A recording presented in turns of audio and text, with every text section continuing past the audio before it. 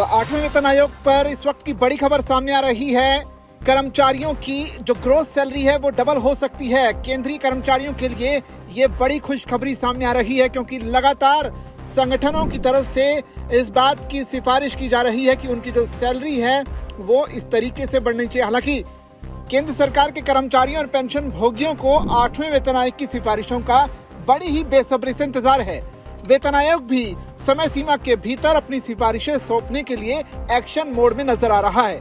इस माहौल के बीच केंद्रीय कर्मचारियों के संगठनों की जो मांगे हैं वो भी जोर पकड़ रही हैं। इनमें से एक बड़ी मांग इंक्रीमेंट और बेसिक सैलरी के डीए मर्जर की है। आइए इसकी जो डिटेल है वो विस्तार से जान लेते हैं। कर्मचारी संगठनों ने 8वें वेतन आयोग को सौंपी अपनी सिफारिशों में सालाना वेतन वृद्धि यानी कि इंक्रीमेंट की दर बढ़ाने और एक निश्चित स्तर पर महंगाई भत्ते को बेसिक सैलरी में मिलाने पर जोर दिया है। ऐसा करने के पीछे एक मुख्य कारण ये है कि ज्यादा सालाना वेतन वृद्धि और डीए को बेसिक सैलरी में मिलाने से कर्मचारी के मूल वेतन में तेजी से बढ़ोतरी हो सकती है। इसमें सभी को, खासकर वेतन मैट्रिक्स के निचले स्तर पर मौजूद कर्मचारियों को राहत मिल सकती है। बता दें कि अभी 3% सालाना इंक्रीमेंट है। इससे लेवल 1 के कर्मचारी के लिए 18,000 रुपए का मूल वेतन 10 साल में बढ़कर 23,486 रुपए यानी कि 30.47% हो जाता है।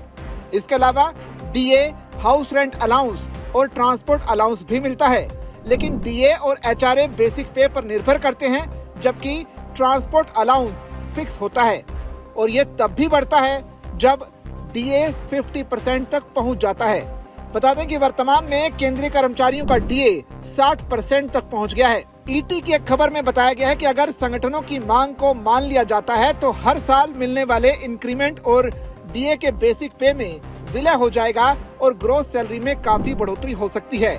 एक उदाहरण से पता चलता है कि अगर सालाना इंक्रीमेंट की दर 7% हो और महंगाई भत्ता 25% तक पहुंचने पर उसे बेसिक पे पर मिला दिया जाए तो ग्रोस सैलरी सिर्फ 7 साल में डबल हो जाएगी। बता दें कि केंद्र सरकार के कर्मचारियों के मुख्य संगठन national council of the joint consultative machinery यानी कि NCJCM ने 8वें वेतन आयोग को सौंपे अपने ज्ञापन में सालाना 6% इंक्रीमेंट का प्रस्ताव दिया है।